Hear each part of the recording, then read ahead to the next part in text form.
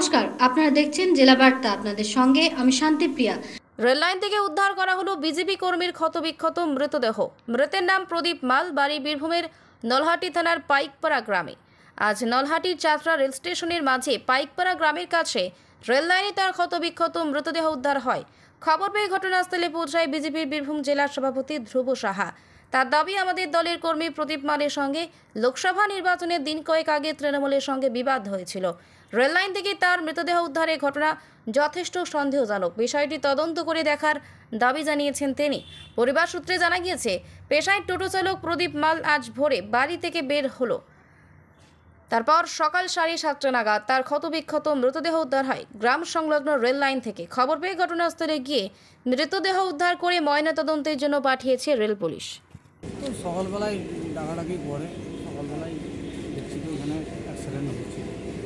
আমাদের তো সন্দেহ হচ্ছে ভোটের আগে একে নিয়ে অনেক ঝামেলা হয়েছিল। আমাদের অত্যন্ত লড়াকু কার্যকর্তা ছিল। এখন কী কারণে ওখানে তার বডিটা পাওয়া গেল, মার্ডার হলো না, মেরে ফেললো না, আত্মহত্যা করলো বলছে এরা, তৃণমূলের লোকেরা বলছে নিয়ে আত্মহত্যা করলো। আমার তো সন্দেহ আছে। আমরা এই বিষয়ে পুরো পূর্ণাঙ্গ তদন্তের দাবি করছি। প্রদীপ খুব ভালো ছেলে ছিল। তার এই যে ঘটনা ঘটেছে, আমরা পুরো পরিবারের সঙ্গে সমবেদনা জানাচ্ছি। সাথে সাথে এই ঘটনা এর সঙ্গে কোনো বৃহত্তর চক্রান্ত আছে না, তার তদন্তের দাবি জানাচ্ছি।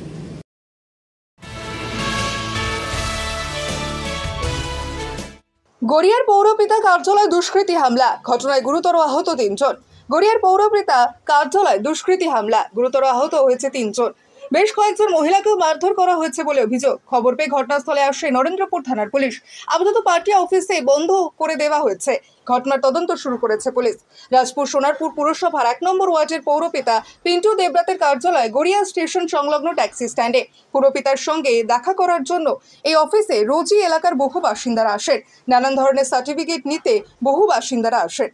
এদিনও পুরুষ এবং মহিলা মিলিয়ে অনেকেই এসেছিলেন। আচমকা কিছু দুষ্কৃতী আসে, তারা বাঁশ লাঠি নিয়ে এসে হামলা চালায়। পার্টি অফিসের চেয়ার টেবিল ভেঙে দেওয়া হয়েছে। ঘটনার সময় কাউন্সিলর অফিসে ছিলেন না। কে বা কারা এই ঘটনা ঘটিয়েছে তা খতিয়ে দেখছে পুলিশ। পুরনো শত্রুতার জেরে এই হামলা বলে জানা গিয়েছে। ঘটনায় আহত হয়েছে বাপি হাজরা, প্রতাপ মিশ্র, বাপ্পা এবং রাজকুমার। অমিত হালদার, সিরাজ, আতাবুল, মিলন এর মারধর করেছে বলে অভিযোগ। দিল মোহাম্মদ শেখ, গোপাল দে, আরে রবি হালদার, আরে হাসান মাইতি।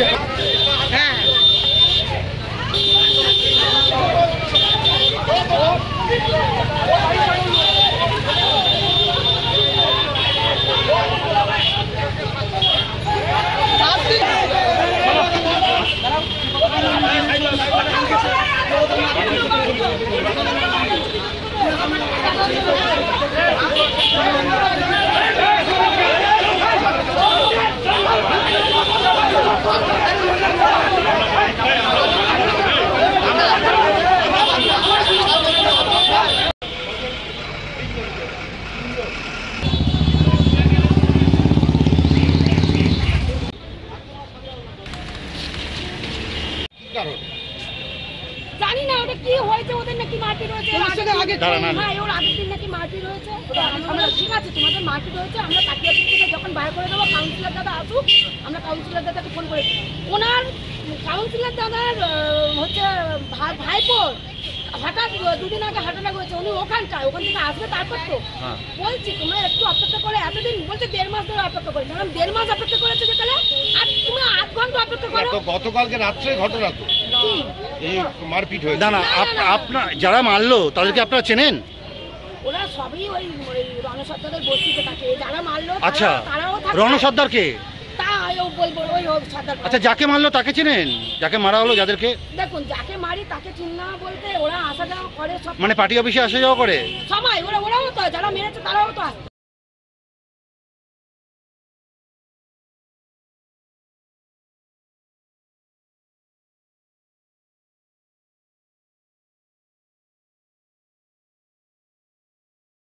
নিয়ে নিচ্ছে একটি ছোট্ট বিরতি। ফিরে আসছি বিরতির পর। সঙ্গে থাকুন ভয়ের সঙ্গে নির্ভয়ে। সিউড়িতে অত্যাধুনিক চিকিৎসা পরিষেবা নিয়ে এলো সৃজন পলিক্লিনিক। ওষুধের দোকান সহ অত্যাধুনিক মানের প্যাথোল্যাব, কম্পিউটার তথা অত্যাধুনিক মেশিনে রক্ত, মল, মূত্র ও থাইরয়েড পরীক্ষার সঙ্গে এখানে রয়েছে বিশিষ্ট চিকিৎসকদের বসার চেম্বার। রোগীদের স্বাচ্ছন্দ্যের কথা ভেবে সম্পূর্ণরূপে এসি নিয়ন্ত্রিত সৃজন পলিক্লিনিকে রয়েছে বসার সুবন্দোবস্ত, বিশুদ্ধ পানীয় জল ও টয়লেটের ব্যবস্থা। এখানে বসছেন সিউড়ি সদর হাসপাতালের বিশেষজ্ঞ চিকিৎসক সহ অন্যান্য শহর ও হাসপাতালের বিশিষ্ট চিকিৎসকরা। সৃজন পলিক্লিনিক ও প্যাথোল্যাব, সিউড়ি, বীরভূম। সিউড়ি সদর হাসপাতালের পাশে ফাঁড়ি ঘরের উল্টো দিকে। Mobile number 8373071019, 9474437713, 9434326822। ফিরে এলাম বিরতির পর। স্বামী পরকীয়ার সম্পর্কে হাতে নাতে ধরে ফেলায় বেধড়ক স্ত্রীকে। স্ত্রীর গয়না অটো কিনবে স্ত্রীকে বলে আর স্বামী নিয়ে যায়। পরে সেই গয়না প্রতিবেশী এক স্ত্রীকে পড়তে দেখে। সেই দেখে সন্দেহ হয় স্ত্রীর। স্বামীর পরকীয়ার সম্পর্ক হাতে নাতে ধরে ফেলায় স্ত্রীকে বেধড়ক মারধর করে বলে অভিযোগ উঠল স্বামী ও তার প্রেমিকার বিরুদ্ধে। ঘটনাটি ঘটেছে নরেন্দ্রপুর থানা এলাকার কামরাবাদ গ্রাম পঞ্চায়েত এলাকায়। এই ঘটনায় আক্রান্ত মহিলা নরেন্দ্রপুর থানায় অভিযোগ দায়ের করেছেন। মহিলার অভিযোগের ভিত্তিতে ঘটনা তদন্ত শুরু করেছে পুলিশ। অভিযুক্তদের সন্ধানে তল্লাশি চলছে বলে পুলিশ সূত্রে জানা গিয়েছে। কামরাবাদ এলাকার বাসিন্দা বাপি নস্করের সঙ্গে বছর 10 আগে বিয়ে হয় রুনু নস্করের। তাদের একটি সন্তান রয়েছে। এর আগে বাপি নস্করের বিয়ে হয়েছিল বলে অভিযোগ। সেই বিয়ে লুকিয়ে রুনুকে বিয়ে করে তিনি, এমনটাই অভিযোগ রুনু নস্করের। সম্প্রতি প্রতিবেশী মৌসুমী সর্দার নামে এক মহিলার সঙ্গে নতুন করে সম্পর্ক জড়িয়ে পড়েন বাপি। আজ সকালে দুজনকে একসঙ্গে এক ঘরে ধরে ফেলেন তিনি ও পাড়ার প্রতিবেশীরা। বিষয়টি সামনে আসতেই রুনু নস্করের উপর হামলা চালায় বাপি ও তার প্রেমিকা। আহত অবস্থায় থানায় আসেন রুনু নস্কর। সোনারপুর গ্রামীণ হাসপাতাল থেকে মেডিকেল করা আর তার অভিযোগের ভিত্তিতে ঘটনার তদন্ত শুরু করেছে পুলিশ। রুনু নস্করের আরও অভিযোগ, তার গয়না আর তার স্বামী অটো না কিনে মৌসুমী সর্দারকে দিয়েছে।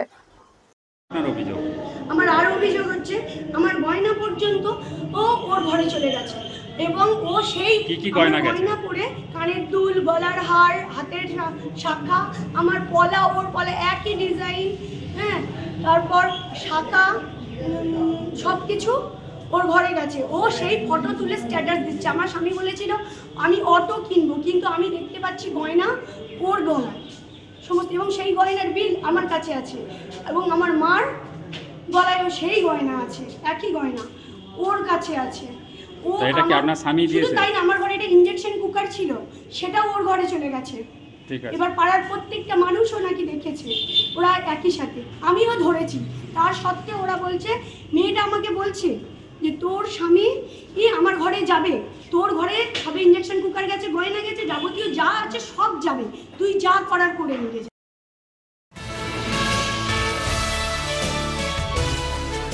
ফেলে দেওয়া ব্লেডের টুকরো দিয়ে নারীর শক্তি এঁকে ইন্ডিয়া বুক অফ রেকর্ডসে নাম কাকদ্বীপের যুবক সায়ন বিদ্যার। ব্যবহারের পর আবর্জনার স্তূপে ফেলে দেওয়া ব্লেডের টুকরো দিয়ে তৈরি শিল্পকলা এবার ইন্ডিয়া বুক অফ রেকর্ডসে জায়গা পেল। বিষয় নারী শক্তি।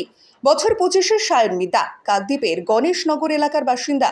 ছোট থেকে ছবি আঁকতে ভালোবাসে সায়ন।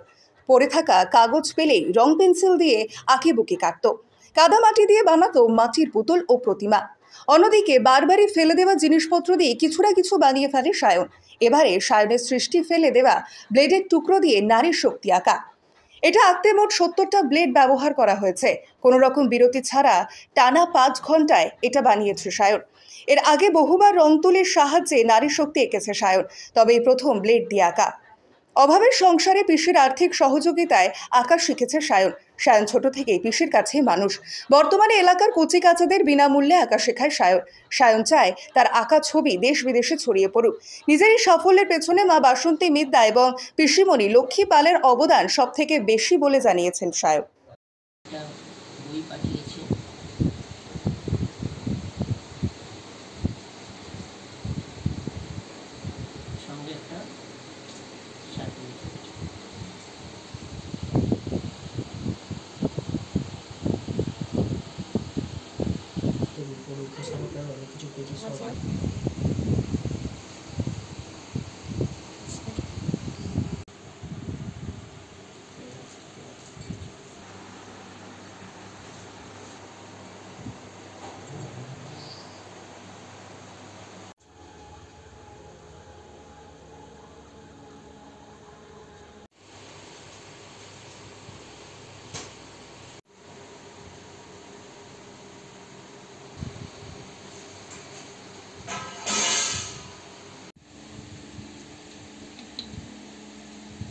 একটু মাকে খাইয়ে দাও।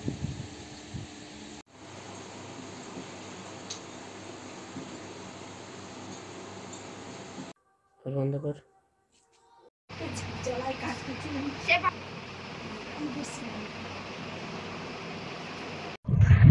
আমার মনে ভাবনা এইভাবে এলো যে সবসময় তো আমরা রং তুলি, ক্যানভাস এরকম কিছুই আঁকি, তো এরকম হামেশাই সবাই আমার মতন ছেলে মেয়েরা সবাই আঁকছে।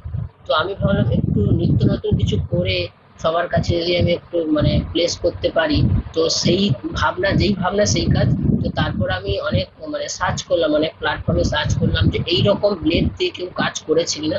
তো দেখলাম এরকম কেউ নেই, ইন্ডিয়ার মধ্যেই প্রথম যে ব্লেড দিয়ে মানে 70টা ব্লেড দিয়ে টোটাল 5 ঘন্টার মধ্যে আমি একটা মেয়ের পোর্ট্রেট, মানে সাধারণ ঘরের মেয়েকে আমি তুলে ধরেছি আর কি। আমি পারলে কোনো পোর্ট্রেট আমি করতে পারতাম, মানে ঋষি মনীষী এদের ছবি করতে পারতাম। তো এদের ছবি তো সবাই করে, কিন্তু এই যে স্বাভাবিক সাধারণ বাড়ির মেয়ের ছবি তো কেউ করবে না। তো যাই